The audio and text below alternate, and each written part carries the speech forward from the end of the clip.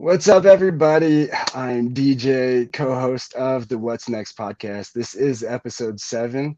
I will be hosting this alone. Unfortunately, Chris is not here, but no worries. I do have a special guest host with me. PJ will be joining me here shortly. If you did catch last week's episode, me and Chris did mention about kind of going into our stories a little bit and just telling you our journey. So I figured I'd start this show a little different. Great storyteller. I don't know if I'm a great storyteller, but I love stories and I love to tell stories. So thank you to the Beta Consulting Group and the Beta Podcast Network for allowing us this opportunity. I want to start there, obviously. Shout out to Chris. Missing you this week, dude. Hopefully you are enjoying your vacation. I already seen you resharing, so I know you're paying attention to your phone and your computer too much. Put it down and get back to the vacation. Um, Everybody knows, if you've seen me or been following anything with me, I love quotes. Love everything about quotes. So I'm going to start obviously with a quote.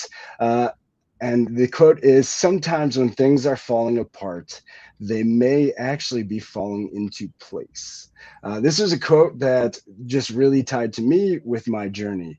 A lot of optimism. I was thankfully born around it and raised around it. My dad and his journey has been crazy. I definitely got his optimism and belief in himself from him, and so it really helped me to eventually come to believing in myself. But I did eventually need the help of the people around me to really drive that home for myself. Um, Dad's journey was tough. Had me at the age of 18. My parents, the typical true to their beliefs, true to their cores, belief in the old school mentality. Born and raised, grew up next to each other. My mom was 8, my dad was 6. High school sweethearts. Married young, had kids young. Did the whole journey of the old way. Um, Totally true to their beliefs, and that really stuck with me. I didn't realize how much it did, but that is what kept me believing, even when it was hard to believe sometimes, especially during where I will go to the my what I call the COVID darkness that I'm sure a lot of people, business owners, small business owners out there, have been through as well. Just to give you a brief kind of rundown of my intro to COVID, got into logistics. Did pretty well fairly fast. The company I was partnered with at the time, they really they're go-getters. They really push to create their own agency or brokerage inside their brokerage, and so they push to hire people. I thought that was like the next step. Went to that and hit with COVID. Brokerage, my team destroyed. Went down there. Ended up though, through COVID, was able to flip our first home. Me and my wife were able to flip our first home. Uh, Loved and fell in love with that journey, but then went right into what's next, just like the show, and intro flow resale. Big, crazy adventure during COVID, not smart, did not really follow the steps. So believing it was tough at that time. And that's where really I went to enter myself and then really my network around me. And that's where these guys kind of came into play. Um, I've always been the believer, like Les Brown says, that if it's possible for one, then it's possible for me. Again, I think that that's possible for anybody who believes, and you just have to believe in yourself. So, quote I shared when I introed these guys: optimism is happiness magnets. If you stay positive, good things and good people will be drawn to you. And that's really where these guys come into play. So I'd like to bring in PJ, my special guest host. Woohoo! PJ, one of the first ones drawn. Dude, thank you for joining me Oh my god! today. Of And course. thank I mean, you I'm not doing for, anything. I'm just sleeping, so this all works. stop it. So PJ, if you guys caught it last week, he was on last week to share a little bit of his story. Again, with Chris being out, he was graciously giving enough of his time to join us today. So PJ is here with us and here to share more of his journey and his story. And then our host, or I, not host, but guest, might as well be host. I've hosted with this guy enough, and that's how I met him, was through the other podcast, Sales Chatter Live, and then our podcast we started.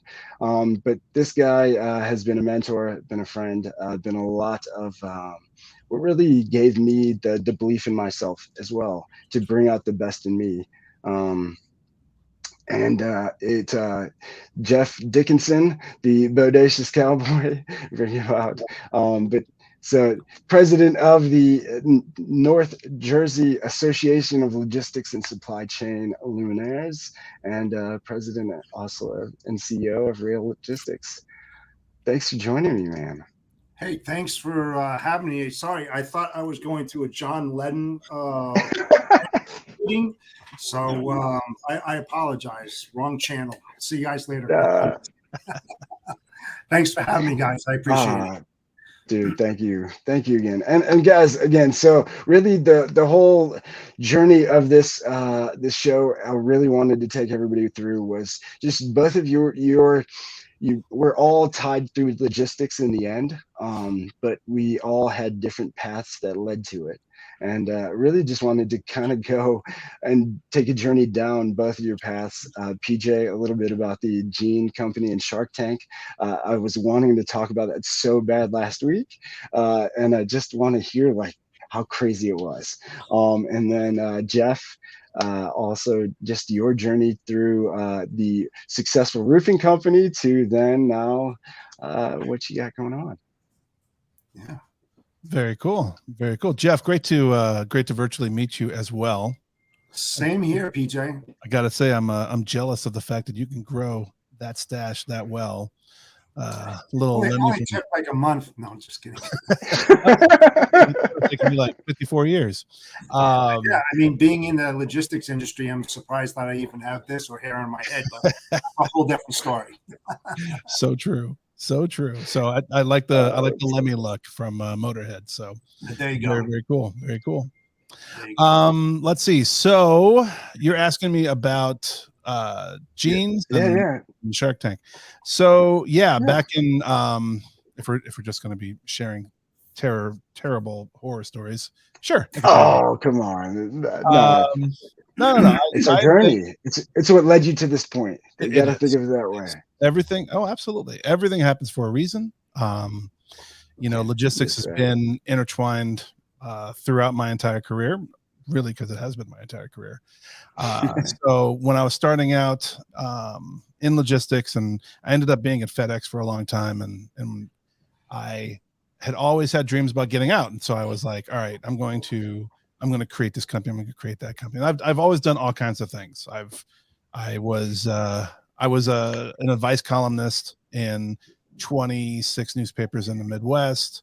So I would be answering people's problems, and then, after a while realize, well, I don't have a medical degree and I know y'all need help. So just go see your local therapist, because this is free and you're getting free advice. So, that was fun. I did that for a while, and then got to looked into a couple of different things to launch. I was big into music. I had my own radio show. And so I loved that whole thing. I love music. And so I wanted to really pursue that. And then finally one day, I was at FedEx on casual day, and my boss came up to me, and I was wearing jeans, and he said, I'm going to buy you an ass for Christmas. And I said, well, that's first of all, stop looking at my ass. Second of all, I have one. Yeah. I said, I have one. Yeah, I'm sitting on it all day. So maybe it's not me, it's the jeans, right? Like maybe these just, maybe I have a weird body type. Maybe I'm just kind of off on my physical attributes. So I started looking into it, and I'm like, well, God, how cool it'd be to be able to make your own jeans. And I kind of dove into that. And that took 3 years of missing Thanksgiving with my kids, because I would go down to Mexico to work with the largest textile manufacturer in Latin America at the time, to get them to change their entire process from making 50,000 pairs of jeans a day to making me one. And so it was a long struggle, but like December 21st, October 21st, tomorrow, actually, back in 2005, it launched. And within 4 months, Wall Street Journal did a story on it. It was on a Today Show, early morning show on CBS. The Independent on Sunday did a thing on it, which is out in the UK. I had orders from everywhere from, Texas to Ulaanbaatar, Mongolia. And it was really, really cool. I made jeans for Gale Sayers, which is a Hall of Fame running back. I made jeans for Bill Cartwright, Lindsay Lohan's mom, 2 guys from the Backstreet Boys, 3 girls from, or not girls, but 3 women from, what was that show with the briefcases? Where it was a game show where people would Let's make a deal. No.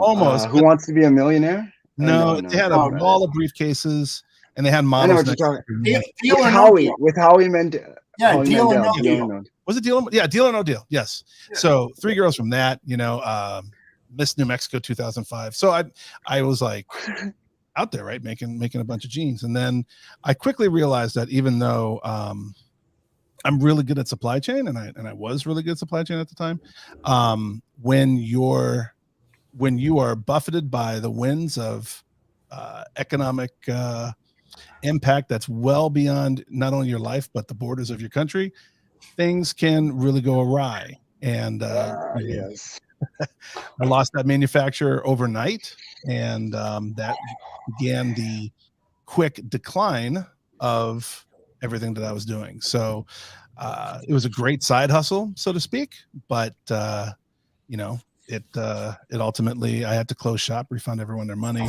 and it was painful, very, very painful. So thank you. You just erased, I don't know. Oh, I'm so sorry. I'm so sorry.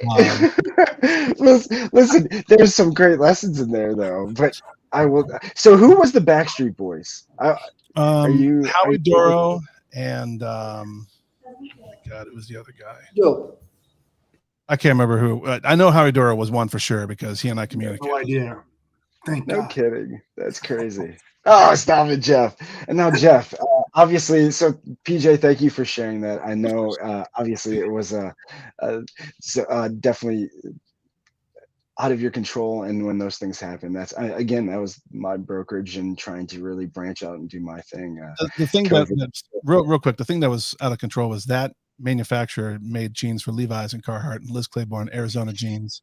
And like I said, they made 50,000 pairs of jeans a day. Right. So, back then the WTO did away with duties and taxes. And sorry, not duties and taxes. They did away with quotas and visas out of India, China, and Pakistan. And so overnight, that meant that Levi's and all these people could manufacture jeans in China for $1, where in Mexico is costing them $6. And so overnight, they pulled all their POs, sent them over to China. Overnight, that factory, which was the largest employer in that state within Mexico, lost 1/3 of their workforce. And so, and I couldn't, I didn't plan for that, right? Because I had all my eggs in one basket because I was doing this part-time. That's like Rich Dad with his Velcro wallet. I mean, that's, I think, essentially what happened to him. He was getting it made in Thailand or something, and overnight, a big company made it cheaper, and he was done. Yep. It was basically, yeah. Yes. But hey, well, Jeff, what I know you've had some journeys that led you to a unique and fun journey that led you to logistics, and it's crazy that I didn't hear this story till later on, because that's pretty much was my background prior to logistics, was home improvement. So I know you had a successful roofing company, and you told me the story, and it was crazy. So I guess, like, how long did you have it? If you want to just share, like, how long you had it. Sure. Really, well, I started in the supply chain logistics industry right from the crib. No, I'm just kidding you. Actually, I started in 1980, right after deregulation. And the changes that I have seen in the last 4 decades is just astronomical. We don't have enough time in a day or a week to go over the magnitude of that in and of itself. I actually started as a warehouse worker for United Jersey Bank when I was like 19, 20 years old. And I was stocking shelves and really didn't like what I was doing. And I started up a roofing company, and it was called Gutter Busters after Ghostbusters. And it was unique. I had the trucks. Yeah. I love that too. And, we did underground drainage systems. We did meters and preformed customized gutters. And to make a long story short, I was working on old Victorian homes. They were 3 stories high. They had the old Yankee gutters. And if you're not familiar with what Yankee gutters are, they were wooden gutters with pool liners in them. That's basically what they did. And they had copper downspouts, which were huge. And I was working. I was working 3 jobs at the time. I was working for Prentice Hall, Simon and Schuster, Gulf and Western. I was there for 6 years, and then after it, I did my gutter business. It was fantastic. And I was tired one day, and we were taking off the gutter screens on one house that was like 3 stories high. And now, if you're familiar with Victorian homes, they have these 3-foot ledges, and then it goes straight up into the air, and you have these little nooks where you can peek out the window, and they have these little ledges, etc. So I was tired, and I had the gutter guards in front of me, and it's plastic on asphalt, not good. And I stepped on it, and I started going off the roof, 3 stories up. And as I'm going off the roof, I just backhand a vent pipe and caught myself and pretty much crapped my pants, number one, because I thought it was over. And I had my girlfriend, which is my wife now. We've been together a very, very long time. And I climbed back on the roof, and within 2 days, I got rid of the whole business. I sold everything, truck, equipment, everything. It just literally scared the living crap out of me, like literally. And I knew what I was doing was wrong at that time, but now I'm in limbo. I didn't know what to do. So my girlfriend at the time says, "Hey, why don't you try this out? Robert Crops of North America has this opening. Driving forklifts, doing all that kind of stuff." I was like, yeah, it's in Allentown, New Jersey. Yeah, why not? Let's just go. So I was there for about 2 years. One of the best things that happened when I was there, my boss, I'm Catholic, he's Jewish, and he was my best man in my wedding. We've been for a very, very long time. And it really started the career that I had based because of him and my wife getting me involved in it. But I was lucky that I've had the coaches and the mentors all the way through my career who were just like my boss, who was my best man. Love Abe. And I just started moving from there. And then I had a few jobs in between, when you bounce around, you're not there a long time. Then I was with Onkyo USA, CPG company, high-end, for 11 years. Stereos, yeah. Really expensive. Nice, good stereos. The THX system, I still have. I used to sell that stuff at H.H. Gregg. Yeah. And I used to have a whole room filled with them because I was friends with the president and the vice president. And of course, my boss. I mean, it was the age of the 3PL. That was my demise, where they outsourced it. Otherwise, I probably would have been there for my whole career. But it was a great stumbling point. It was really good.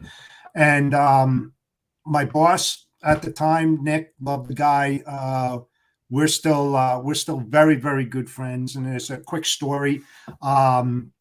He taught me about the leadership and not being a follower. And when you're a good leader, you're part of the troops.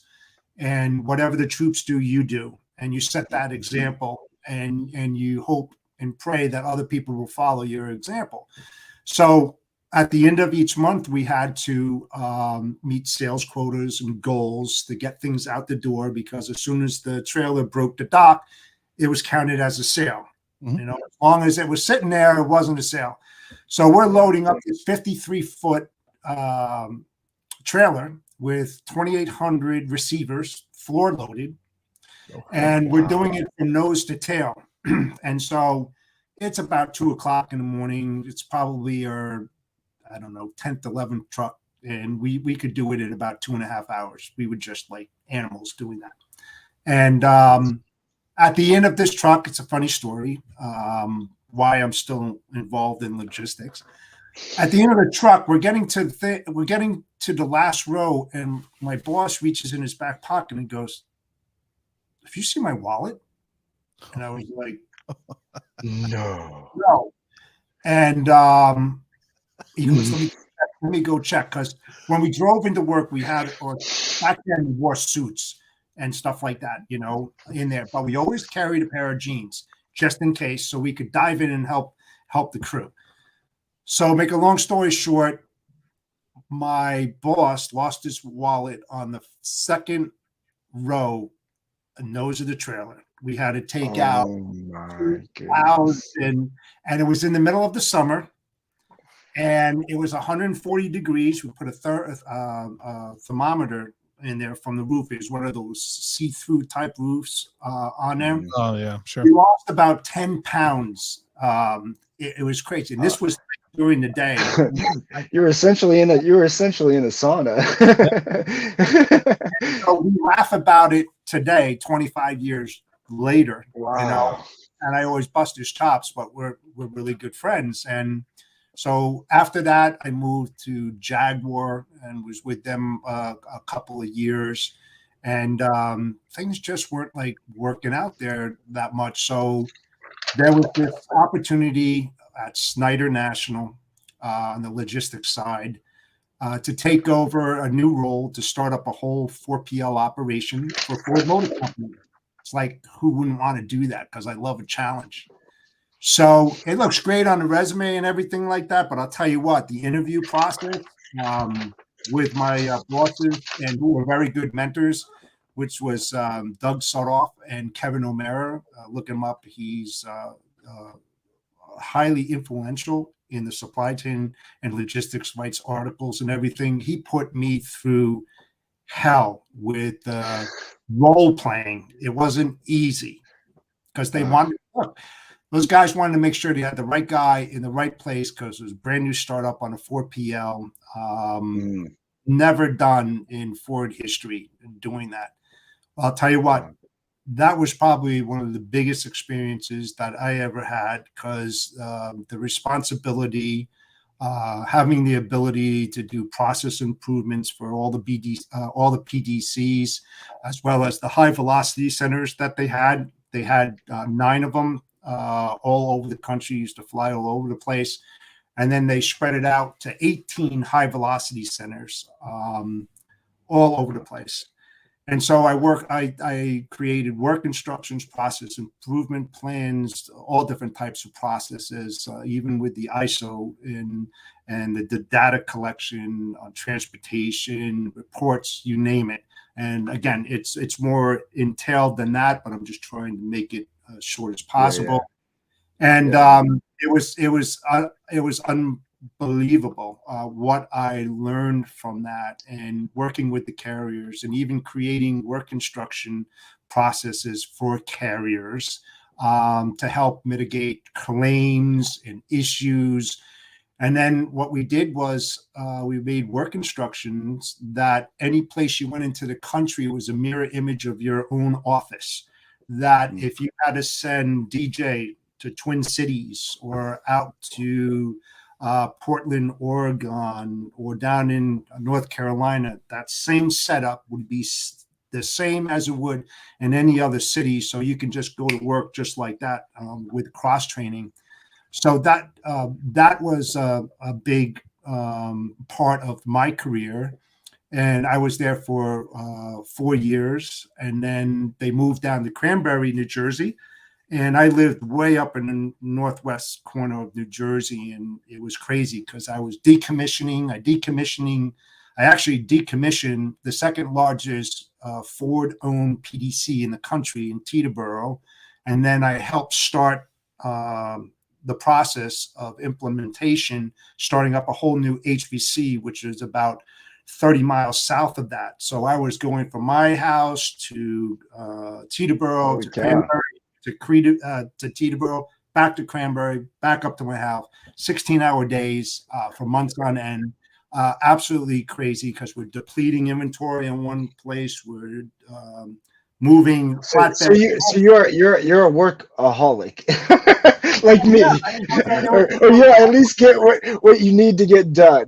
Now you did mention some things that I do want to go back on, because you talked about leadership and mentoring, and you are very big on that, and it's obvious that you had some great ones, and that's where I look to you as a mentor, really. You've and with your experience in this, but and both of you, honestly, but with your guys' experience in this industry and what you've done, it's it's now that COVID really did pull like the I feel like open the curtain a little bit, and people now are like, whoa, what happened? And it's ants scurry around, and it's like, okay, this is how that all works, because it just felt like magic before. And even when I got into this industry, it just it comes here.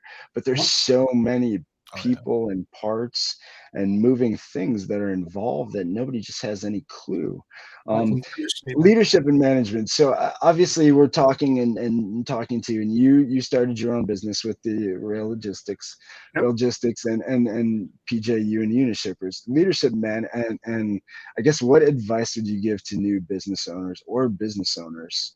I think you hit on some big things, Jeff, with what you said, but what you learned from your leaders and mentors, that you obviously qualities that you carried on and you learned. But I guess, just what advice would you give to a startup or somebody new, really, how to turn that thing from this baby to okay, and what it takes to get that? Well, I'll tell you, and again, I wouldn't say that I'm the right person to give that kind of response to that. And here's the reason why. Because I've been on the other side of the fence in operations and logistics. I used to get called by brokers all the time, and carriers and everything. And when I say this, I don't mean it the way I say it, but I mean it. I hate brokers, and that's the reason why I became one. Because the reason why I say that is that when you're sitting in that seat for 35 years and you get called by these brokers, people who think they know what they're talking about, or come at you at a totally, like, it's unethical, they're lying through their teeth, they know nothing about you, they know nothing about your company. I took a leap of faith and said, you know what? I want to go on the other side. I just got tired of working for corporate, because I have a lot of knowledge, and I know that I could do it if I learned it. And I learned it the hard way. I mean, my first year in business, I made $9,000. That's it. I hired a ton of freaking people, because I thought that by hiring the people and have them do the work for you, I'm in it, baby. We're going to see everything. It was the worst thing ever, paying them commission and doing all that. And it just didn't work out. And so I had to reinvent the wheel, so to speaking, because I'm not a sales guy. DJ, I've said this a gazillion times.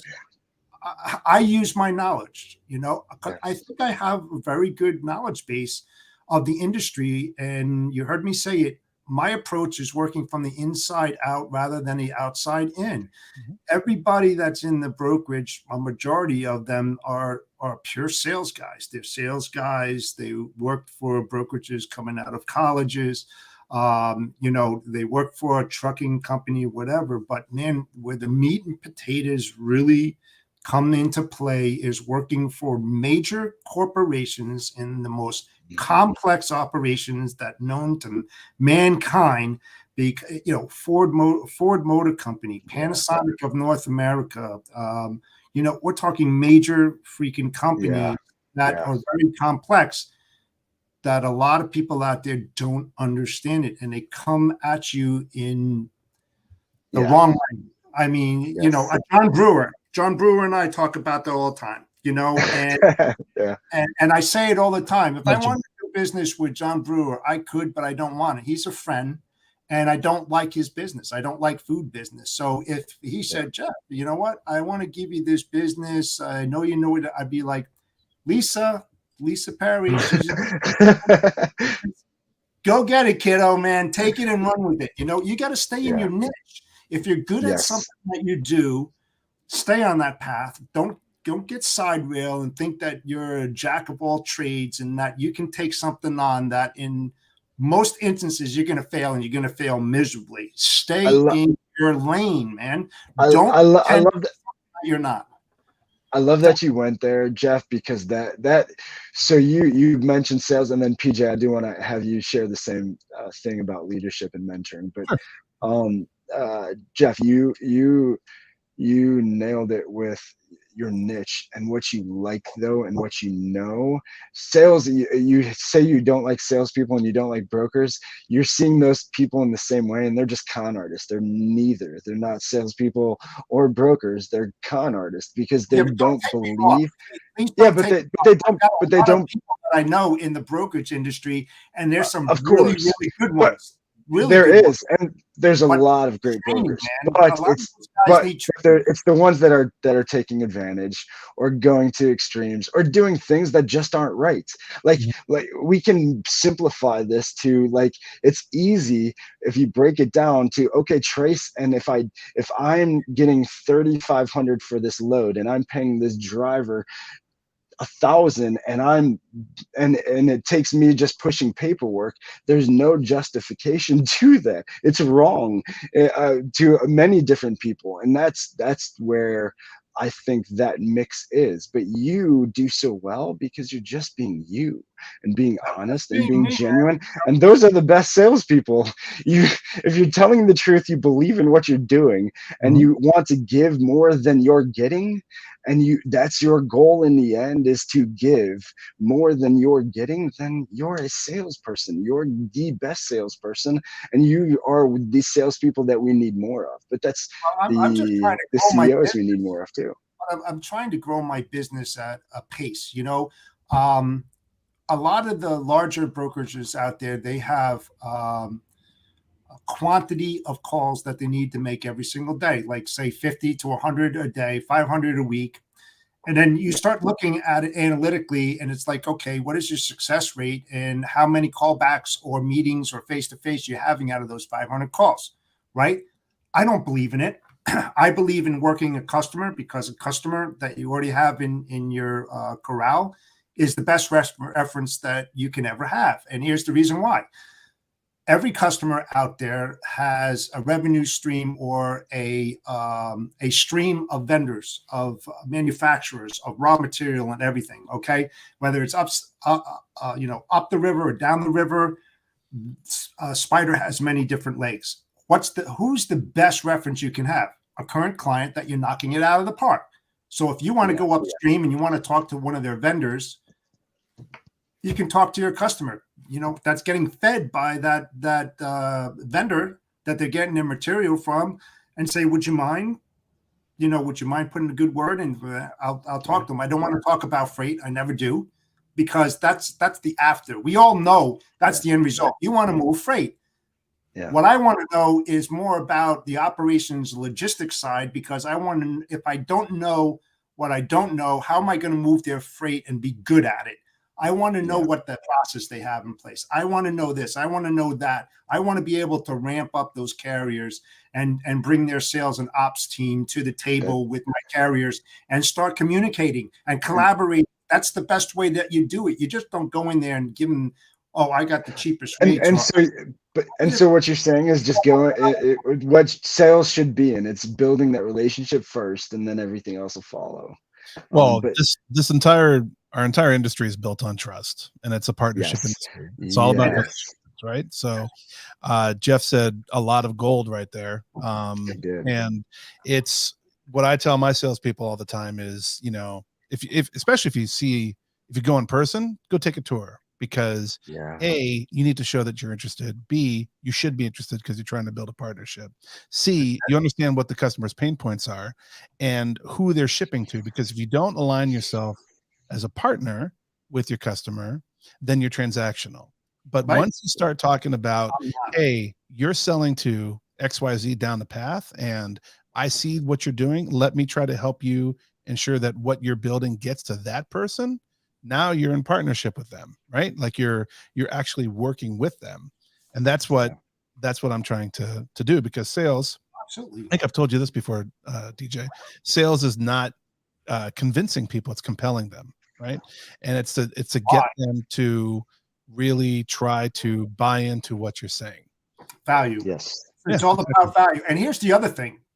It's not about the quantity of calls that you're making. It's the quality of the call that you make to the individual, right? So if you're good at a specific niche, stay in that niche, do your research, get your knowledge up, and start fine-tuning who you want to go after, because that's where your success rate is going to be.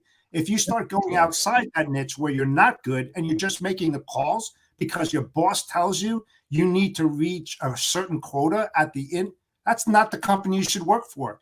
Be you, make those calls, make sure that they're quality calls, and I can assure you that you will have a better success rate as far as percentages are on making less calls than you will on making massive amount of calls. Stay in your lane, don't divert from it, and just be focused and learn. Be an SME in that area and bring that value. What is your value? Don't devalue your value at any time. Don't be the cheapest guy out there, because PJ will have a cheap rate, and guess what? DJ will have a cheaper rate, and then Jeff will come in there and get another cheaper rate. No, that's not how you build. It should never be a race to the bottom. It should be a race to the top of what value do you bring to that customer. And that's really just the experience. Experience of from the time you first take that client on, or that build that relationship, to what you're bringing. And it should always be more than you're getting. It has to. And they have to believe that. Sorry for getting loud, but I have a passion, man. All right. Every day that I wake up, right? I've been in this business for a long time. The way I am today was the way I was when I first started. I love this industry like there's no tomorrow. So anybody out there, put another 25 years on it. Let's have a conversation if I'm still alive, and tell me how you feel about it. Seriously. I mean, this is not a job to me. It's an adventure. Every day is a challenge. You get blindsided every single day.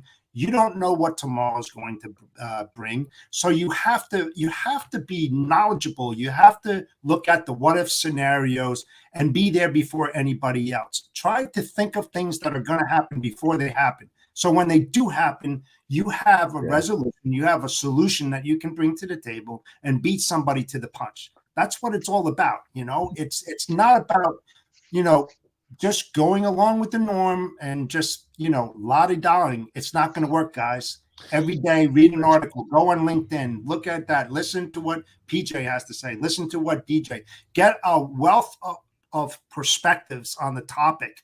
You know, that's the best way of getting knowledge. Every morning.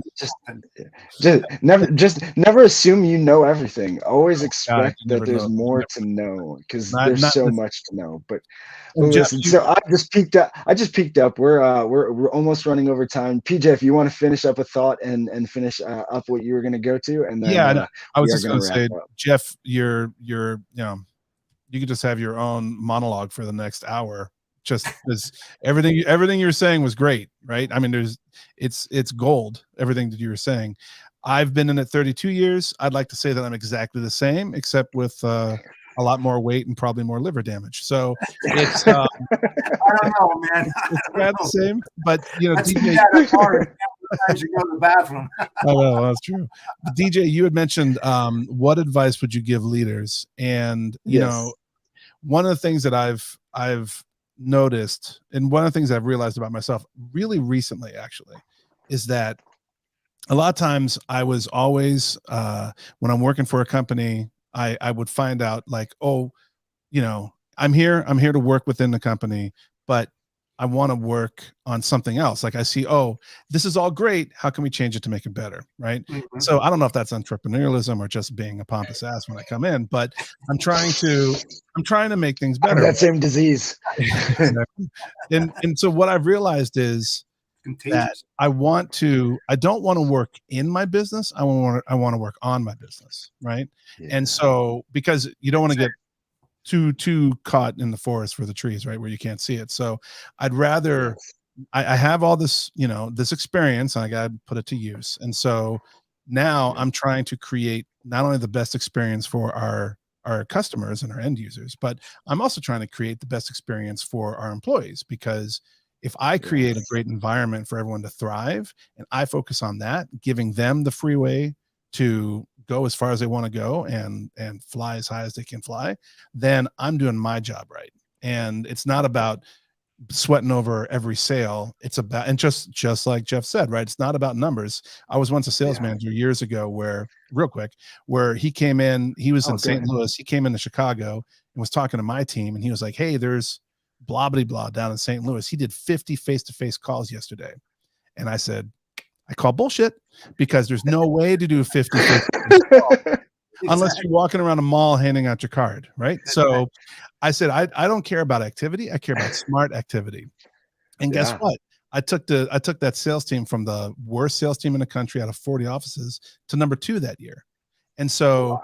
it's just about putting your shoulder to the grindstone, everyone being on the same page.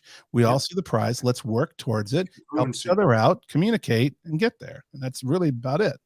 Here's a Team. In the end, it's team. Yeah, In the but end, here's it's the question, team. and we'll end it on this. And it's something Yeah. that everybody should focus in on. Here's the question: who signs your paycheck? Yeah. My wife. What's that? My wife. I'll answer you this, and this stuck in my head when I was an account executive many years ago. Your customers do. The client does. Mhm. And that's who you should be focusing in on, not on anything else within that company. If that's your customer and it's given to you to manage it, you manage it like you manage your family. They are family. Yes. And you learn Yes. everything about that customer. Yeah. If you're on the CRM, learn their birthdays, their kids' names, what they like, what they dislike, and you make them family. It's not about just business. If you're going to solidify a long-term business relationship, dig in deep, and you will be there a long term. If not, it's short term, and you'll be out on your ass as soon as you know it. I love that you shared that. Another great way to end it, Jeff. Jeff, thank you. PJ, thank you for joining us as well. Again, everybody, thank you for joining us. If you did miss it, it is recorded and live on YouTube on the What's Next podcast. Like and subscribe so we could get more than the 12 or 13 other YouTube channels that are the What's Next podcast. So search for us, you'll find us, I promise. Again, check us out next week. Beta Consulting Group. Thank you as always, Chris. Chris will be back with me. Chris, hope you are enjoying your vacation.